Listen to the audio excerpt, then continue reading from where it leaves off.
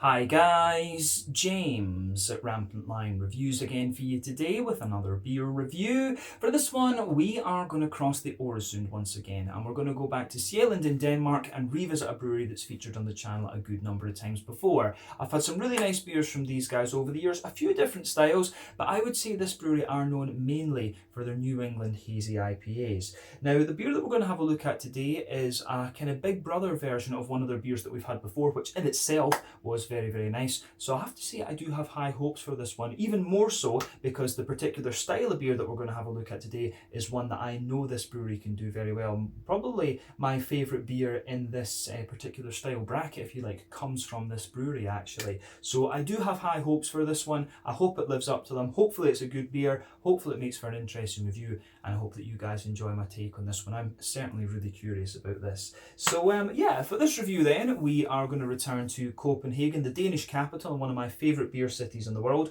We're going to go to Gørløse in the northwest of the city to be specific, and we're going to have a look at another beer from Dry and Bitter Brewery. So this particular beer is called the Trippy 2.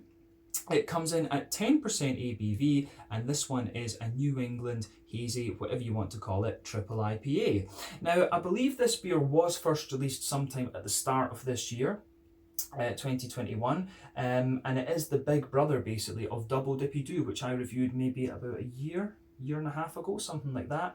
So yeah, I saw that when I was over in Copenhagen recently, I saw that they were selling this one again, so I think they've rebrewed it because the original one didn't have this little kind of strip thing on the can actually telling you the style and stuff like this. That seems to be a new addition to the Dry and Bitter cans. But yeah, as I say, I've had really good triple IPAs from these guys in the past. My favourite one that I ever had from this brewery was the Hey Femme, which was their 5th anniversary birthday beer. That was a beautiful triple IPA, and when I saw that they had this one, I thought, you know, we need to go for it and get a review of this one done. So yeah, let's see how we get on with this one then. I'm certainly looking forward to it, as I said. So, as always with my reviews then, I'll tell you a little bit about the brewery before we taste the beer. If you want to get straight to the tasting, just fast forward.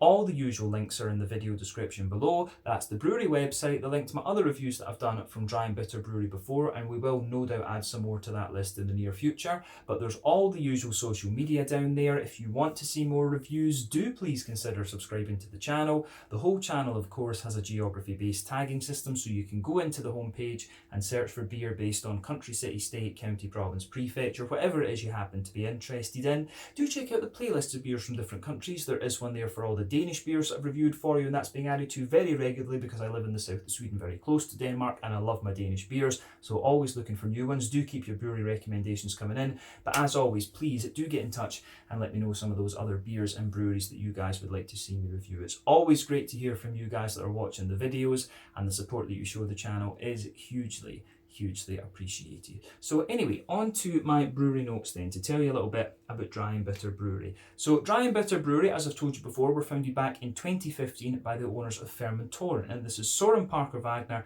and Jay Pollard, and basically this brewery was a continuation of the Crooked Moon brewing brand of beer that they had before. But they were also involved in founding O Kollektivet, which is a collective brewing space in Gørløse to the northwest of Copenhagen, and there's a few others involved in that as well who have of course gone on to found their own companies. But the brewery brew their beers here alongside Ulsnegern, and Gamma Brewing were brewing there for quite a long time until quite recently. They've just moved to Herlev as of a few months ago. But Black Rooster also brewed here. Bad Seed brewed here as well until they got their own place in Aalborg on Öland, in the northern part of Denmark, and then Ghost Brewing were there too, but they are now brewing their beers at Amager Bryghus, as far as I'm led to understand. But yeah, there's a few others have brewed there at various different points as well. But yeah, O Kollektivet is still going strong, but mainly Dry and Bitter and Ulsnegern brewing their stuff there for the moment. But in addition to the Copenhagen Fermentoren, which you'll find quite close to the central station actually, they've also got another bar in Aarhus. Both of these Fermentoren bars have beers that are brewed exclusively for them, so I will need to go there and make a little out and about video and try some of those exclusive Dry and Bitter beers. Don't know if they do them in cans or if it's just draft or whatever, but yeah. We will see about reviewing those on the channel at some point soon. But today they brew around 200,000 litres of beer per year, and they've been gradually expanding the capacity of the brewery. They also host their own beer festival every year, which is called the Fermentorans Flying Circus. I will need to keep an eye out for this and see if I can attend that as well. But as of September 2021, when I'm filming this review for you, these guys have produced around 170 different kinds of beer, and they have been producing some sours lately as well, which I'll need to try. So yeah, as I said to you, these guys are known mainly for their New England IPAs these days. I believe the first beer that I tried from them was the Hobo Chick, actually, if I remember rightly, or maybe the Hop Sweat. I always mix up the very early beers that I had from Gamma and from Dry and Bitter, because they were West Coast IPAs and they were really, really nicely done, of course. But yeah, it's a little bit easier to distinguish between Dry and Bitter and Gamma now because the artwork is so different. But as I say, both of these brews are very solid. I think Dry and Bitter might have been Hobo Chick was one of the first ones that I tried, but there was also one that I had that was called Hop Sweat, which was a beautiful beer actually. But yeah, as I say, Dry and Bitter, known for their New England hazy IPAs, but I've had a really nice Imperial Stout from these guys before, and I don't know if I've had any other styles beyond that actually, so I will need to keep my eyes out for those in the future. But oh, we had a rye IPA as well. We did have a rye IPA from them at one stage, which was good. But yeah, if you do come across their beers, I highly recommend that you check out this brewery. And they are very well respected in Copenhagen beer circles these days, as well as elsewhere. So yeah, that's all I can really tell you about Dry and Bitter for the moment. If you want to learn more about these guys, you can check out the brewery website. You can follow them on Facebook and Instagram to keep up to date with all the latest goings on. And you can check out the Rate Beer, Untappd and Beer Advocate pages to learn a little bit more about all the different beers that these guys have done. So yeah, that is it for this just now. So let's get on and actually have a taste of the beer itself. So I'll just let you have a little look at the artwork on this one before we open it up. There you can see it looks a little bit like a kind of some sort of graph or something like that. Some of these kind of sonic, you know, geological sonic graphs, something like that. I have no idea what the artwork on this is meant to be, but it is pretty cool. It's nice and colourful, and as I always tell you, that's why I went to study chemistry at university originally. Pretty colours, blowing shit up. What is not to like? There you can see the Dry and Bitter brewing symbol on the back there, triple Trippy 2. I'm going to mess that up in this video, guys. It's just going to happen. But yeah, as we said earlier, 10% New England triple IPA. So it says on the back here, a triple dry hopped triple IPA in which rolling hills of oats and wheat are paired with mountains of Citra and Simcoe. Triple Trippy 2 combines a soft, velvety mouthfeel with a hoppy, tropical zing. So yeah, should be good.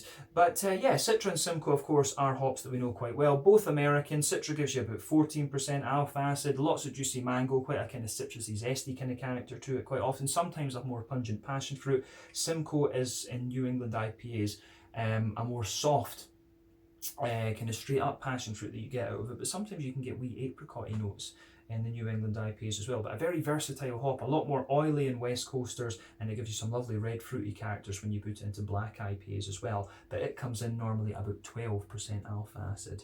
But yeah, this beer I believe I bought at Kiosk in Copenhagen, if I remember rightly, although it could have come from a couple of others.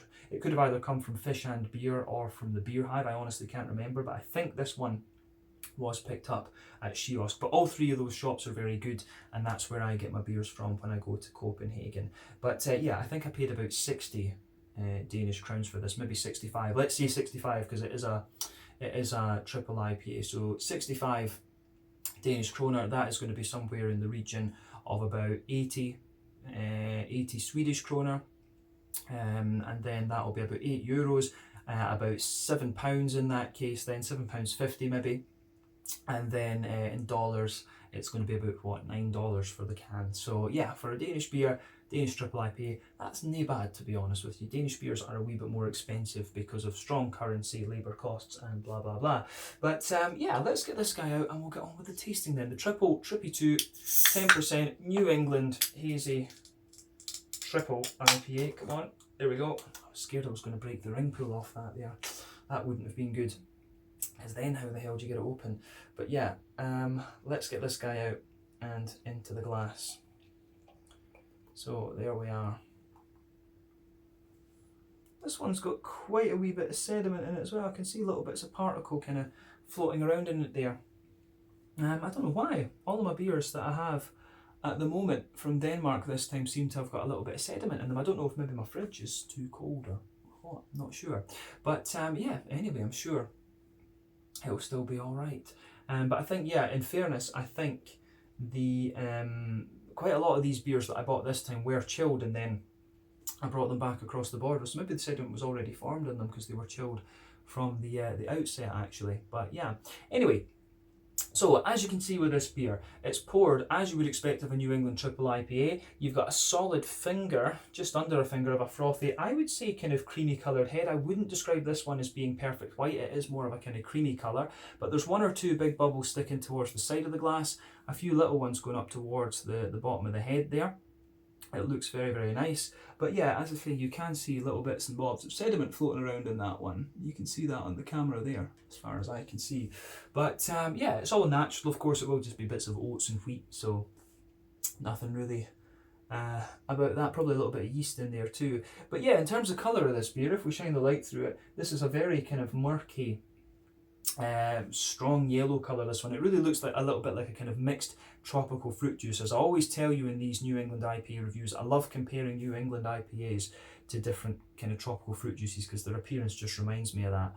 But yeah, remember, the colour of your beer depends on 1, the type of malts that you use. That determines the magnitude of the colour. 2, the length of your wort boil is also going to play a role as well. The longer you boil the wort, the more the sugars caramelise, and thus you get a darker colour of beer. A New England triple IPA like this is probably going to have a wort boil of about 90 minutes. That's kind of common. Although I do wonder if they might boil it a wee bit longer just because of the sheer density of the malt and stuff like this. But yeah, this one certainly looks the part. It reminds me of a sort of mixed tropical fruit juice rather than anything else. The level of haze on this one is pretty impressive, as you would expect. I think, you know, from what I remember, the dry and bitter beers always lean a little bit more towards the soupy and gloopy side of things, and this one's no exception to that. Of course, the level of haze that you get in these beers depends on the yeast, the oats, and the wheat content as well. And there's not really a rule about this. It varies from brewery to brewery, recipe to recipe, and so on. But yeah, this is quite a hazy one, this actually. So yeah, it certainly looks the part of a New England triple IPA. You can see that the colour of this one, it would indicate maybe it's got a few kind of brown sugary leaning malts in it, and the head is just starting to fade away a little bit on this one. But I mean, overall, there's nothing surprising about this beer in terms of appearance when you consider what style it is. So let's have a look at the aroma then and just see how we go with this one. Very curious about this beer, as I've said before. Ooh, this one's quite interesting. You can smell a bit of that boozy character from it. But yeah, I certainly get a wee bit of that kind of, yes, this is kind of interesting. You do get a wee bit of a kind of farmhousey sort of note out of this one. So I wonder if this is maybe using like either, I think this could be using some of the WLP 66 London Foggies, because it just has that, the first thing you get out of this is that little bit of farmhousey character. So as I've told you in other New England reviews, you can get these New England IPAs being a little bit farmhousey. They can be sort of rye leaning and grainy, wheaty and bitey, oaty and creamy, barley malt leaning and bready, and they can also be a little bit kind of sweet and brown sugary. Quite often you'll find multiple things in these beers, and especially when it comes to the triples, these are the ones that tend to be a little bit more sweet rather than anything. So this is the first triple I can think of where I've come across that more kind of crackery, farmhousey character. But the first impression of this beer is that it's quite a soft New England triple IPA. I'm trying to remember whether the Double Dippy Doo had that kind of similar farmhousey sort of character to it, but it's been too long since I had that beer, to be honest with you. But this one, if I was blind smelling this, I would actually think it was one of the Gamma beers, to be honest with you. If I didn't know what this was, or someone told me, oh, it's a Copenhagen beer, I would have said that was Gamma just because of the sort of farmhousey character that it gives you. But it's quite soft and bready as well, lovely big kind of juicy fruity notes, and there is quite a bright green quality to the beer as well. So let's just break down the aroma a little bit more in depth for you then. So the backbone of this beer, as I said, for me, it's actually got quite a little bit of a sort of Jacob's cream cracker sort of thing to it. There is a little bit of that kind of crackery element there forming the backbone of this beer. On top of that, there's a lovely soft white bready character there, and that comes from the barley malt. You can almost smell like the sort of flowery character from the fresh white bread in there. So lovely kind of fluffy white bready character to this one, which I really do enjoy. There's definitely a little bit of a thicker kind of, there's definitely a little bit of a thicker sort of wheaty character to this one too, which I enjoy. So yeah, I like how that I do like how that goes together in this beer, sort of thicker wheaty element to it as well, for sure. So yeah, it works. It really, really works. So on the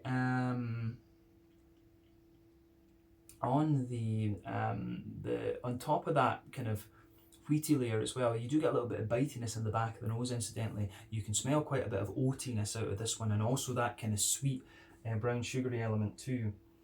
So I would say that this beer, it's not the sweetest. It's certainly not as sweet as I remember the Hey Femme being back in the day, but this one you certainly can smell a bit of a smooth oaty character out of this one. I wouldn't say it's kind of dry oats that you get out of this beer. It is more smooth rather than anything else, and on top of that you get the kind of Werther's Original yeah, you get that sort of Werther's Original butter candy, butterscotchy type thing coming out of this one.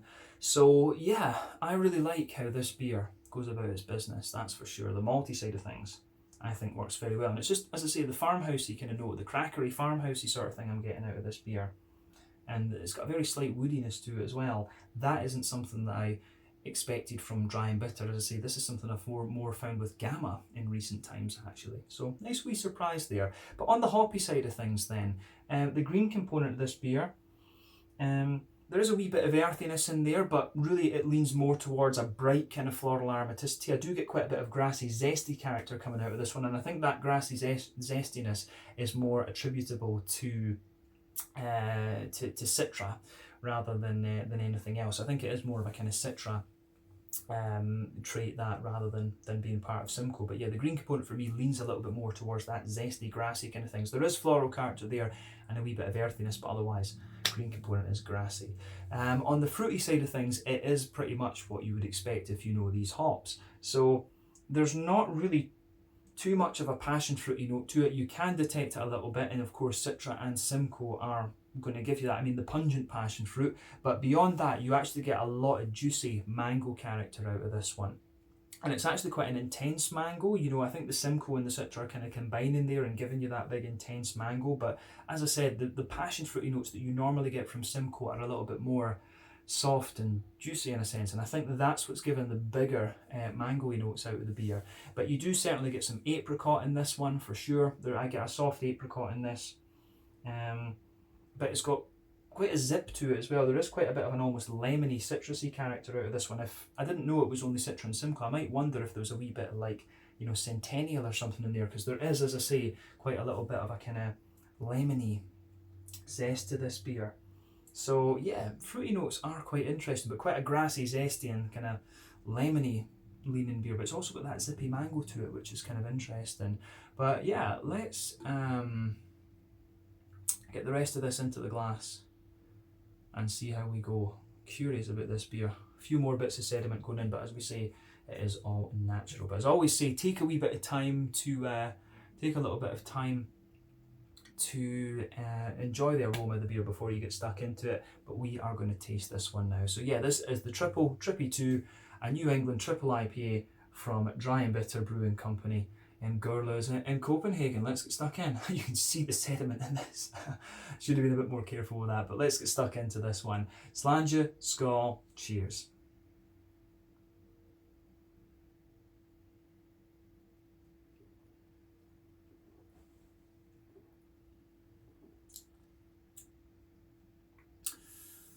Yeah, that's pretty damn good. You know, for me, I had a triple IPA from Oban, Brewery at Oban, who are another very good Danish brewery. I had that a few videos back, and that was impressive. That was my first Oban beer in about 2 years or something, and just kind of shows you how much that brewery has kind of pushed on. And you know, I said in that video, I did wonder a little bit about what the point of a triple New England IPA was, and I would probably say the same about what is the point of a triple West Coast IPA. I think for me, as I said, with the New Englands, I think if you can get a good one about 7.5%, maybe 8, maybe 8 to push for the double IPAs, I can enjoy those. That would maybe be the optimum for me. But when it comes to the West Coasters, I do like the sort of 8% double IPAs. For me, that would be the the kind of ideal point for these. So yeah, I do often wonder about the need to go to triple when it comes to these beers, to be honest with you. But when it comes to the dry and bitter ones, I really do quite enjoy them, because I think they've got a little, the dry and bitter ones tend to have a little bit of a kind of more brown sugary sweetness to them. And I think if you go up to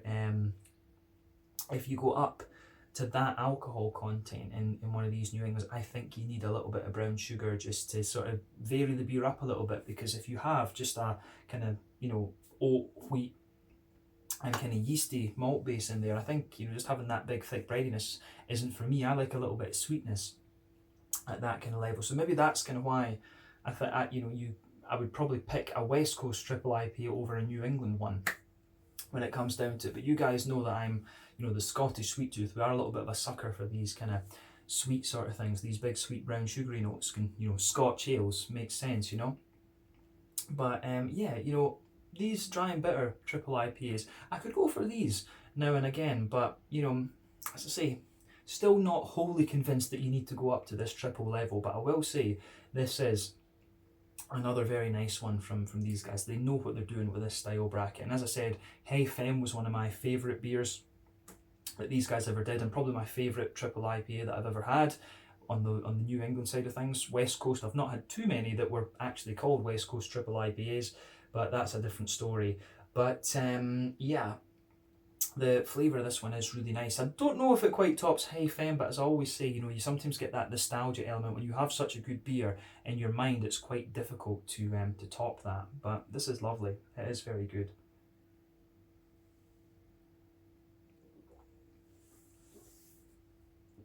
So, as a basic first impression, you know, it's a very smooth but still quite slick New England triple IPA. There's a good bit of sweetness to it. It's got a little bit of bite to the malt base as well. Green component is quite grassy and zesty, as we picked up in the aroma, and the fruits are lovely and kind of oily. I have to say that is something I do like about the New England triple IPAs. I really like the big oily fruity characters that you get out of these at this level of ABV. So yeah, this is just, it's a solid beer. It's another big thumbs up to dry and bitter brewing once again with this. But yeah, the intensity of the flavour that you get in these beers is great. And you know, if you could brew these same beers without the alcohol, I would be quite happy. I don't care so much about the alcohol content. If you could replicate these kind of flavours, I would enjoy it. So yeah, I like this one, as I say. So let's break the flavour down for you and describe it a bit more in depth.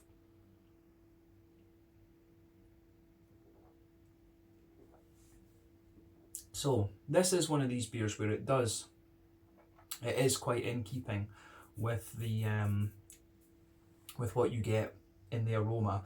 So backbone of the beer, you can feel that nice kind of smooth bread crusty quality right on, going right across the middle and the back thirds of your palate there. That is the backbone of the beer. But underneath that, actually, in fairness, you do get a little bit of that kind of Jacob's cream cracker sort of thing. So that crackery note is, I think, the crackery note and the kind of bread crust, these are the kind of linchpins of the beer.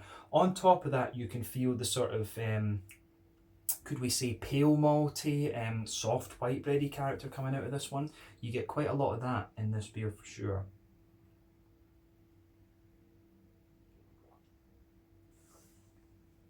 So yeah, quite a dense, but still quite nice and smooth white bready character sitting in there. And on top of that, you can feel the bitiness of the wheat. And I would say, yeah, these things that I'm talking about here, these base layers, they're what cover the middle third and the back third of your palate. We'll focus on the middle third of the palate for now, just going on top of that. So on top of that thicker wheaty layer there, you get a nice kind of smooth oaty creaminess coming out of this one. So yeah, you can feel that nice big thick oaty layer there, and it goes right down the kind of middle line of your tongue, and it just spreads out towards the edges of your palate there, and it spreads quite far. I mean, a triple IPA is going to have quite a bit of oat content to it. That is definitely fair to say. But yeah, on top of that oaty layer though, you get quite a bit of brown sugar out of this one. You can feel that the base of the brown sugar is a nice kind of butter candy, butterscotchy sort of thing, but then right in the middle of your palate you get this little circle there where it's a concentrated caramel. It is really a concentrated straight up sweet caramel note. that you get out of the beer, and maybe as you push out towards the extremities of that middle third of your palate, you can pick up a few McVitie's digestive biscuity sort of things. But yeah, it is it is quite small, and that is quite it takes a back seat to the other things that are going on in this beer, the big sweet stickiness that you get in this one. So yeah, not a surprise about that, but middle third of your palate is really very, very nice in this one. So yeah, pretty good, I have to say. It is pretty damn good. So yeah, on the back third of your palate then, brain fart there, let's look at that back third of your palate.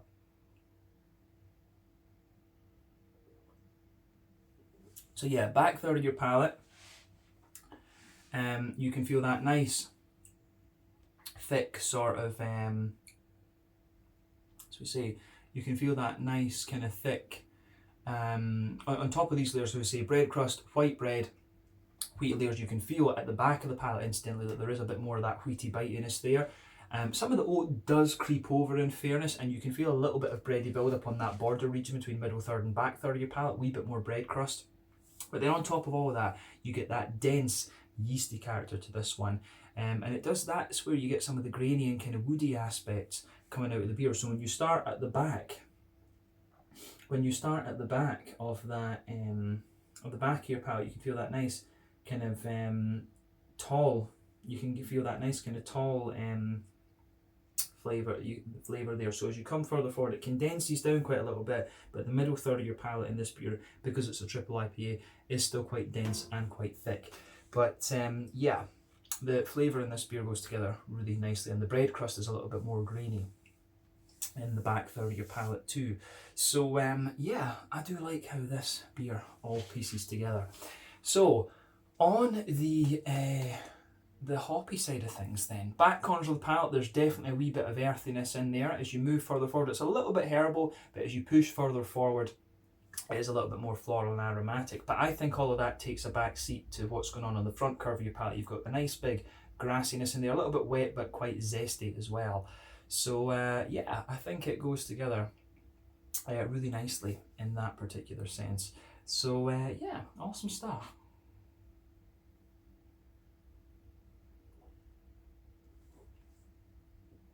But yeah, green component is grassy and zesty rather than anything else, and it is very nice. So on top of that, you have you've got the fruity characters that we should talk about too, and they're just nice and juicy and oily. This is a very good triple IPA. Really, I liked it at the start, but it does grow on you even more the more that you drink of it. So what can we say about this then? It's got that lovely big kind of just juicy tropical note to it. On top, the base layer on that front third of your palate, it's smooth and white bready and a bit wheaty, I would say. Then on top of that, you get that nice oily bubble where those juicy fruity esters just roll their way out of the beer. So at the back of that front third of your palate, you get a nice kind of slightly stronger passion fruity note. Then as you move further forward, there's a big juicy kind of mango-y type quality. Absolutely, these are things that you kind of expect from both of these hops. Of course, there are a few little elements of apricot in there. It almost feels like it has a wee bit of a kind of guava type note. It feels like it's a wee, the intensity of the mango and the ripeness of the mango almost makes it feel it's got a little bit of that more kind of green guava type element to it, which is quite interesting. So yeah, again, I can appreciate how this goes together in that beer. So yeah, quite interesting for sure. But on the on the front half of the palate in this beer, you can feel that there's a little bit of a kind of dry apricot, and a wee bit of pineapple almost kind of creeps into the front half of the front third of your palate. But really, when you get to the very kind of front edge of the tongue, it's quite a lemon limey type character that you get there, and that kind of blends in with the sort of zesty grassiness that you get from this beer, which I can certainly appreciate. So yeah, I do like how this one goes about its business. We can say that this beer gets a big thumbs up from me in its flavour profile. It leans a bit more towards the zesty side of things in the aftertaste, but you've got that lovely kind of big malty smoothness in there and a bit of sweetness and tropical fruit earlier on in the flavour, and it works. It really does work. So let's round off this review with the mouthfeel then. So yeah, full-bodied beer, no doubt in my mind about that. Kind of pushing towards the top end of full-bodied, actually. One of the thicker beers I've had in recent times. Carbonation is very, very smooth. As I say, it's just a big, oily, slick, creamy thing, this, which is great, which I can really, really enjoy. But yeah, big, oily, thick, creamy thing. The malt base, as we said, it's got a little bit of graininess underneath, but a big smoothness in the middle and quite a bit of sweetness sitting on top of it. The hoppy side of the beer, IBUs, I think this is maybe a fairly standard 30 IBU, maybe 40 at a push. It could be a little bit more. Remember, New England IPAs rely on late addition hopping. They're not the most bitter of things, and late addition hopping and dry hopping gives you aromaticity. You know, it gives you more sort of, doesn't give you the big kind of floral aromatic notes and things like that too much. It does tend to give you more flavour and aroma actually. But yeah, big zesty grassy character to the green component there, which is nice. Lovely oily fruits as well. And this is just another very, very solid beer from Dry and Bitter Brewing, and I'm not surprised at all, to be honest with you, because I know these guys do this style very well. But I think we can leave it at that for this review. So yeah, this one was the Trippy 2, a New England triple IPA coming in at 10% ABV from Dry and Bitter Brewing Company in Gurlos in Copenhagen over on Sea Island in Denmark. Brain fart there again. But yeah, thank you again for watching my beer reviews. Until the next time, please like, subscribe, share, all the usual YouTube stuff. Let me know your own thoughts on this beer in the comment section below. Let me know what your favourite beers are from this brewery, and as I say, we will no doubt return to these guys at some point in the near future. But check out my social media, check out theirs, and I'll catch you guys on the next one. Slange it, skull, cheers, and make sure you try some Danish beer because it is very damn good.